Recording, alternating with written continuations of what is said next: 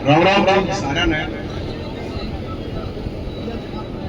देखो, भगवान पहले तो उस लड़की की आत्मा को शांति दे।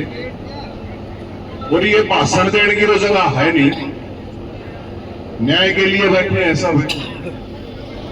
भाषण का सारा नेताओं ने तो खैर सब बनाते होंगे देने बढ़िया बढ़िया। इसमें सबसे जो महत्वपूर्ण बात है, जो मन ने सुनी थी, जो परिवार बोला था, आप लोग धरने बैठे थे, आप लोग अब पुलिस वाले ने छोरी भाज की होगी भाई। मतलब ये तो एक धारणा बढ़ गई, गरीब की छोरी गायब हो जाता भाज की, अरे अरबपति खरबपतिया की छोरी बाहर चली जाता है घूमने जाती। ये पुलिस की एक दिमाग सेट देखो आप।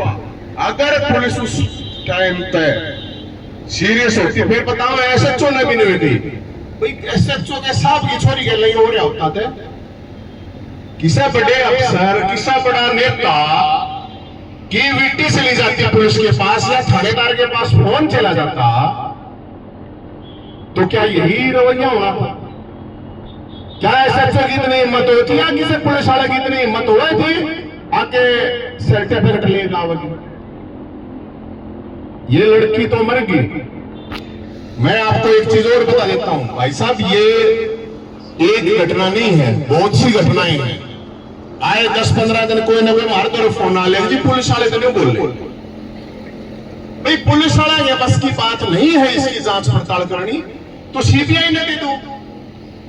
और मैं कोई ये राजनीतिक बात नहीं है, मुख्यमंत्री जो सैनी साहब हैं, आपको नहीं पता हो तो मुख्यमंत्री ही गृह मंत्री है, और गृह मंत्री की ही ये जिम्मेदारी है। और सबसे बड़े इस सिस्टम के लिए शर्म की बात ये है, अब इतने लोग यहाँ, हजारों लोग, हमारी माताएं बहनें, बड़े बुजुर्ग नौजवान साथी न्याय के लिए बैठे हैं। कोई डिमांड नहीं है, कोई रोड, कोई पुल, कोई मुआवजे के लिए थोड़ी बैठे हैं यहाँ पे। न्याय के लिए भी अगर हजारों लोगों को यहाँ बैठना पड़ रहा है, इससे डूब मरने की शर्म की बात, इस पूरे के पूरे सिस्टम की बात कर रहे हो। और आप लोग जागरूक नागरिक हो, आप लोग इकट्ठे होंगे तो ठीक है, न्याय मिलेगा। ऐसा नहीं है कि न्याय नहीं मिलेगा। और मैं कुछ साथियों को यह भी कहना चाहूंगा, नौजवान साथियों को, ये मेरी रिक्वेस्ट है, ऐसा कुछ मत काम करियो मेरे भाई, रोड जाम करो और क्या मत करो, रोड रफ्ता करो। सरकार को मौकों की जरूरत होती है, अखाड़ा तो यो हो गया सिर्फ मनीषा के न्याय के लिए। उस लड़की के हत्यारों को फांसी से कम नहीं होना चाहिए। जिस तरह उसकी ब्रूटल, जिस तरह से मर्डर हुआ है, फांसी से नीचे कुछ नहीं। फास्ट ट्रैक कोर्ट, एक मनीषा की तो हत्या होगी, लेकिन हजारों लड़कियों की जान और हजारों लड़कियों को हौसले के लिए। और कल कोई पुलिस वाला ये नहीं कह पावा छोरी का सर्टिफिकेट बैगा होगा। इस पर मुख्यमंत्री साहब आड़े, सीआईडी वाले, पुलिस वाले और भी होंगे। ये बहुत गंभीर बात है, क्योंकि ये कल और बुरा होगी घटना।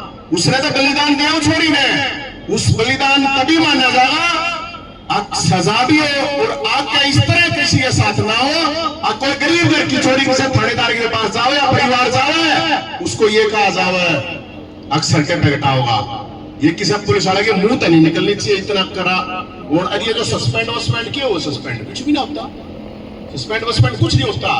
अगर उन्होंने लापरवाही नहीं कर रखी है, सस्पेंड भी क्यों?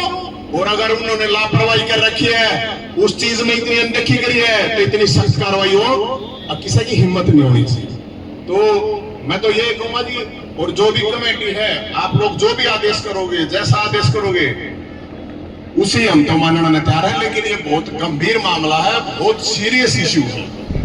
इसने कमेटी वाले हैं, सारे साथी सीनियर साथी हैं, समझदार हैं, बहुत ही तरीके। पॉलिटिकल लोग तो पॉलिटिकल आओगे, सत्ता वाले भी आओगे, विपक्ष वाले भी आओगे, कोई भी आओगे, बात सिर्फ मनीषा के न्याय की होनी चाहिए। और कड़ी कार्रवाई इतनी होनी चाहिए कि भाई ये पूरा हरियाणा नहीं, पूरा हिंदुस्तान देखे। और एक बार फिर मैं ये कह रहा हूं, अगर आपकी पुलिस के पास साधन संसाधन या नहीं सोल्व कर पा रही है मामले को, क्योंकि पता तो है नहीं कौन है भाई, किस लेवल का आदमी है, इसमें तो कुछ, हम तो यही कह रहे हैं कि न्यू ना हो गए, निर्दोष लोगों को ठा ठा उनकी दही तोड़ दो।